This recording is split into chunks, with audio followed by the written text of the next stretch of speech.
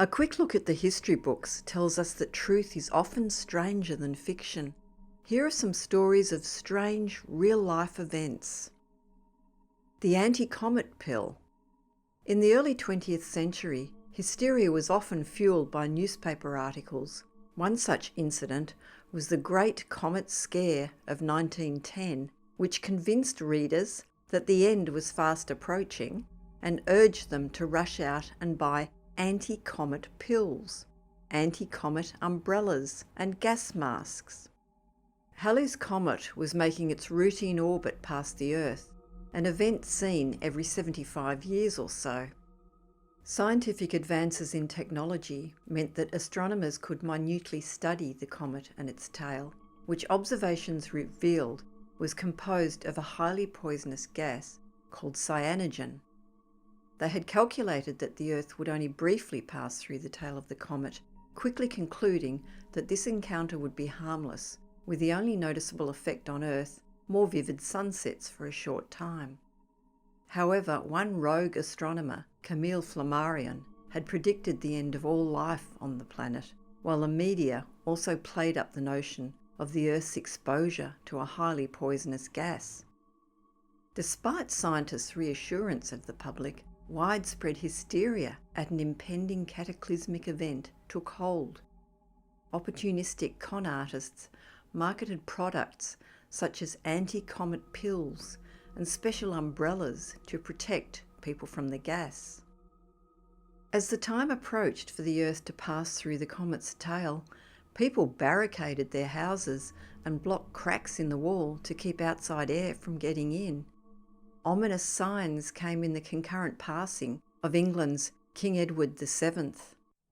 Superstitious Brits blamed the comet, which some saw as a sign that the Germans would soon invade, while the French saw Halley as responsible for the Seine flooding. Buyers of some sugar pills in Texas rioted when the arrest of the fraudsters cut off supplies, while gas masks flew off the shelves, making others rich. Of course, Earth did survive without incident, and the comet's 1986 appearance was more sanely observed from space. New Atlantis.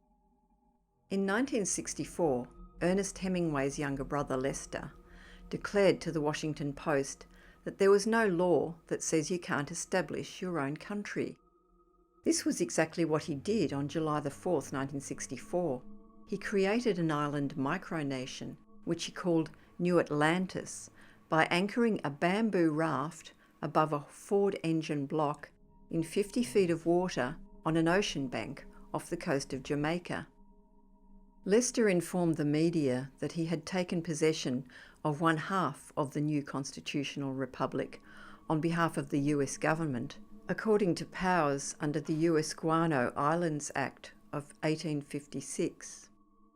In those days, guano, or seabird excrement, was valued as a commercial fertiliser which Western nations were at great pains to claim deposits of. Hemingway stipulated that the remaining half of the island was to be used for New Atlantis citizens. By February 1965, Lester had been voted president of the island by 7 hand-picked voters who included his family and PR advisor. New Atlantis also boasted a brand new national flag sewn by his wife. Lester's goals were to experiment with democracy and research marine biology, funding his venture with tourism and the sale of postage stamps and coins. The island even adopted its own constitution, a copy of the US Constitution, which replaced the words United States with New Atlantis. However, Lester's plans went awry when the Universal Postal Union refused to validate the legitimacy of the stamps, and his dream of owning his own country was short-lived. 2 years after its founding, New Atlantis was engulfed by sea and sank during a tropical storm. Salem tomato trials. The Salem witch trials have a place in history, but the Salem tomato trial is less well known. In the early 1800s, tomatoes were brought to trial in Salem, New Jersey, because they were thought to be poisonous. People had been mistrustful of the fruit since the 1500s, when the tomato was believed to be a sinful food due to alleged aphrodisiac properties. Also, any kind of poison effect was probably a reaction of the acid in tomatoes with the pewter dinnerware. The Salem tomato trial took place in 1820 on the instigation of its only Salem supporter, Colonel Robert Gibbon Johnson. He introduced tomato growing competitions to enhance its image, and also ate tomatoes on a regular basis to encourage others, but locals thought him insane. Feeling annoyed by the misguided fear of tomatoes, Johnson marched to the front of the Salem courthouse holding a basket filled with them. Before the horrified crowd gathered there, he proceeded to munch his way through every last tomato.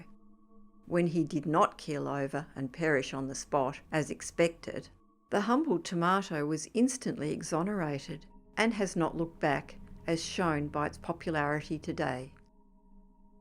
Pirate John Lafitte.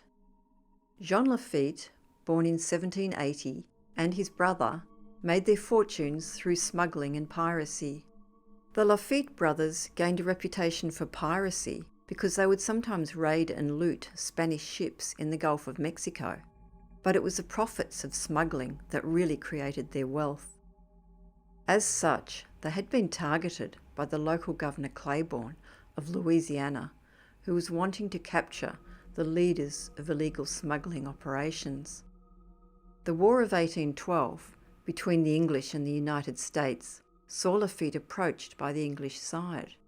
They planned to capture New Orleans and offered to make him a captain in the English Navy and pay him $30,000 for his help in the naval battles. Hedging his bets, Lafitte waited for the English to leave before informing a local legislator about the planned attack, offering to assist in defending Louisiana. Claiborne refused to deal with outlaws, ignoring the offer, and soon after, a US warship attacked and destroyed Lafitte's base. Ships, cannons, and 80 of Lafitte's men were captured, and Claiborne offered a $500 reward for the seizure of Lafitte. Lafitte, with his notoriety and riches, facetiously posted similar offers of bounty, calling for the governor's capture for the more impressive sum of $5,000. Claiborne soon changed his mind, pardoning Lafitte's men, who joined in the defence of New Orleans' weak front line, while Lafitte advised him on military strategy against the English.